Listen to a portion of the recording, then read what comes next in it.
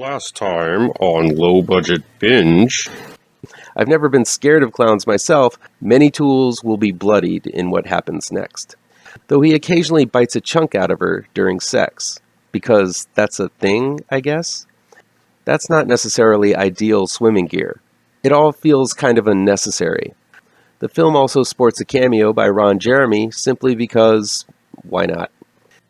And now, the next death-defying chapter of Low Budget Binge.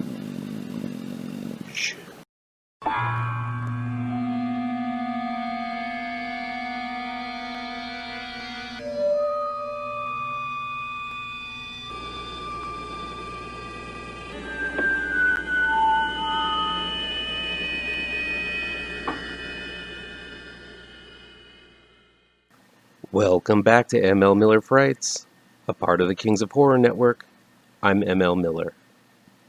Before we begin, remember to give this video a like, share with your buddies across the electronic superhighway, click subscribe to this channel, and don't forget to ring that bell for notifications. Please get the word out to new folks so we can make this channel bigger and better. Low Budget Binge is where we venture down the path less traveled, and a look at low budget, no budget, and sometimes international films that never get the top billing you see with the usual Hollywood fare. Check out that ever-evolving logo up there. Snazzy snazzy. I'll indicate in the review and down below where you can find these films along with their trailers. Here we go.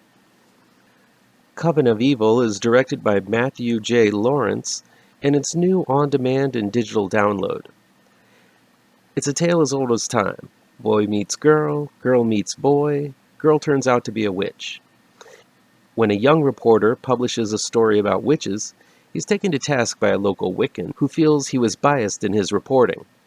When he agrees to check out the local coven, he finds himself falling in love with a witch who is set to be sacrificed and fights desperately to save her.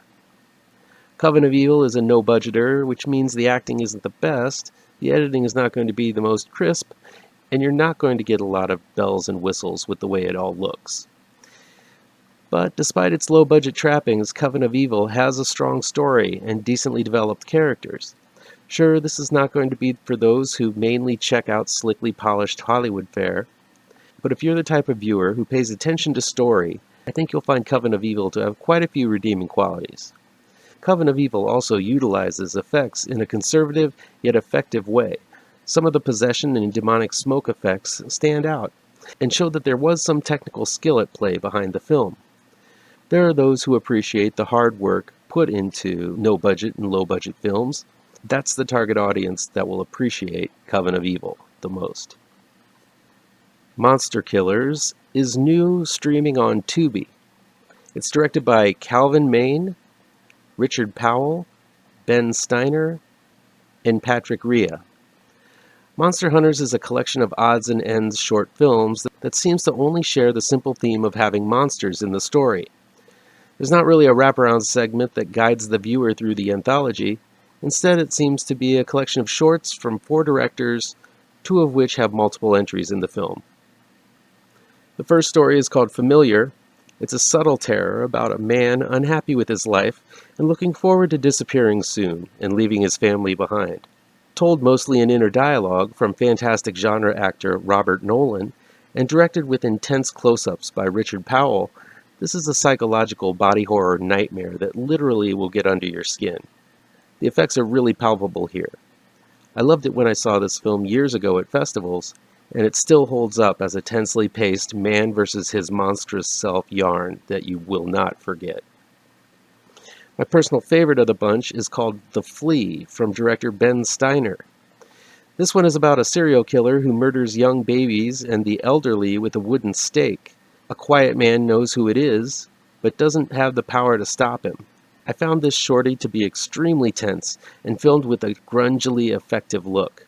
The minimalist visage of the killer with a mask made out of pantyhose with holes cut into them is simple yet still terrifying. This one doesn't last long, but the suggestion of disturbing gore, and finally the actual gore spattering all over the screen by the end, makes The Flea worth every suspense-laden moment. Calvin Maine has a trio of films in Monster Killers. The best being a short but brief stab at scares that works pretty well, where an old man prepares fervently for a guest to arrive in his humble home, and recites an incantation in an ancient language to send the invite. With minimalist effects shots, only suggesting Lovecraftian monsters, this short, entitled Good Evening, makes for a light but wicked little treat. Maine's other two entries, The Sneak and the opener, entitled Bedroom Window, are more modern shorts utilizing found footage and first-person point-of-view techniques to get some potent scares. One of my favorite short film filmmakers, Patrick Rea, has a trio of terrors in Monster Killers, all of them providing a lighter side of horror and laden with a lot of dark comedy. Howl of a Good Time is a fun little monster fest set in a movie theater with a wicked tone and some very familiar faces as guest stars. But I liked Get Off My Porch the best, as it has a wonderful pace, some great comic timing, and some charming yet dangerous little Girl Scouts as the persistent monsters. Monster Killers seem to be whittled together with shorts from other anthologies I've seen, with a few new ones tossed in to keep things fresh. I didn't love all of them, but there are a few diabolical low-budget pint-sized terrors to be had. Not the best anthology of this sort, but I found quite a few of them to work on me.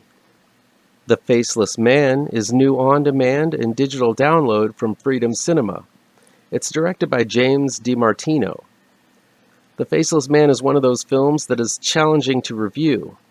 Part of me admires the sheer balls-out craziness that is unleashed in the hour and 40 minutes this film plays out.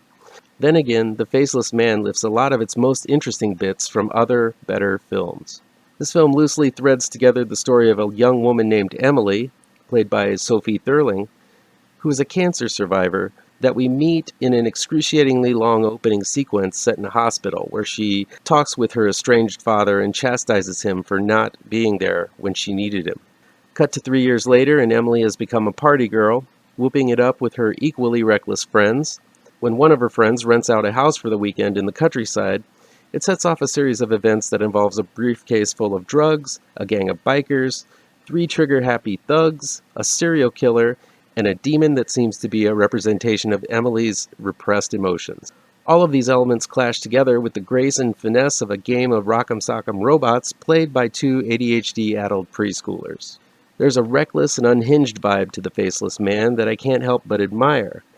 Filmmaker James DiMartino seems to have quite a few key scenes of action, gore, and mayhem in mind, and isn't afraid to barrel right over any subtlety, nuance, or logic to get to them. This is a film that feels as if it were made up as it went along, and damn it if that kind of energy isn't kind of attractive to me. The gore, violence, and sheer craziness really are at a level that I rarely see in films these days. That said, this is kind of an incoherent mess of a movie that lifts quite blatantly from Pulp Fiction, Reservoir Dogs, Snatch, Lock, Stock, and Two Smoking Barrels, and Candyman.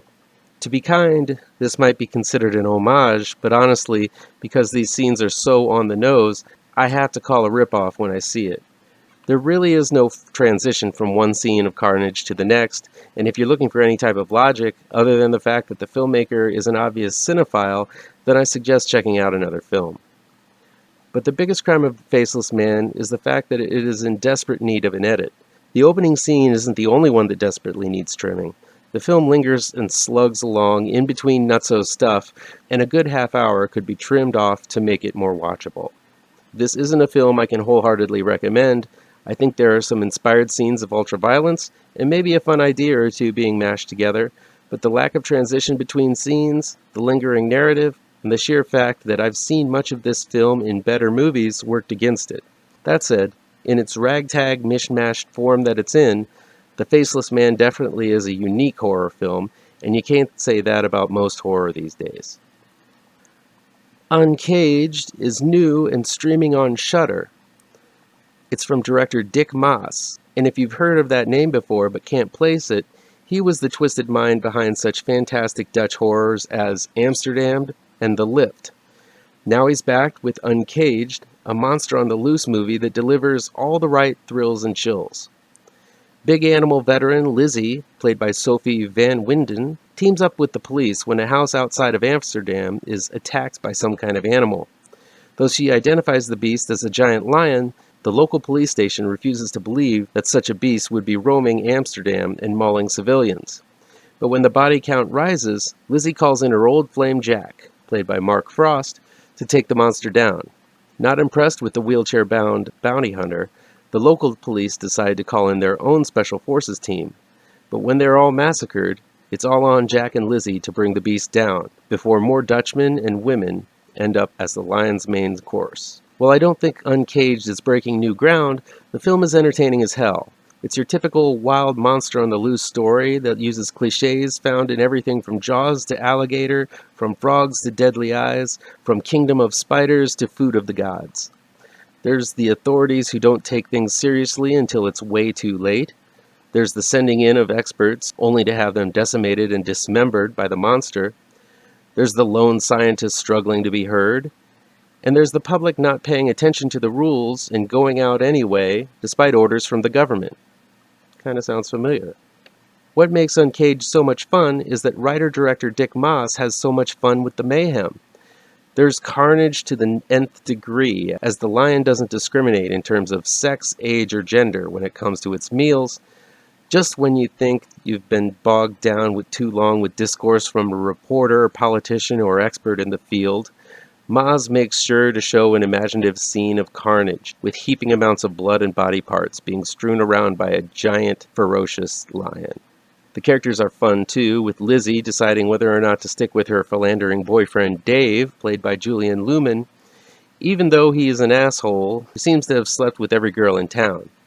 Yet because Lizzie is stressed out and horny, she continues to sleep with him as a distraction. Renus Cruel plays Brinkers, an uptight and hair-deficient cop who pops Mentos every chance he gets and is the stressed-out middleman between the public and the politicians.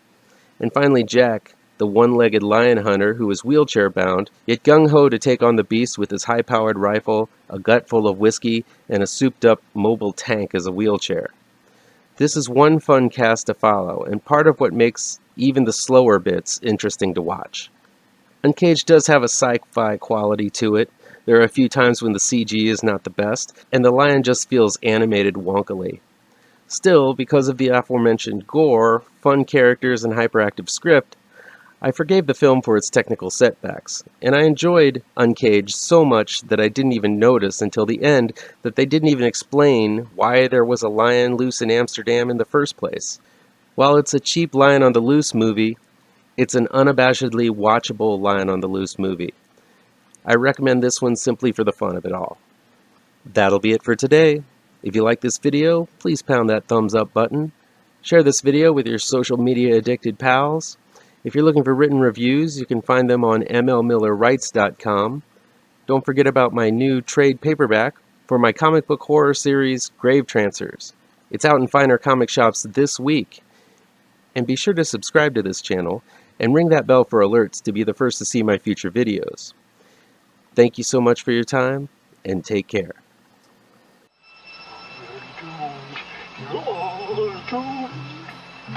You're doomed to live the life you're meant to be, stuck inside your reality.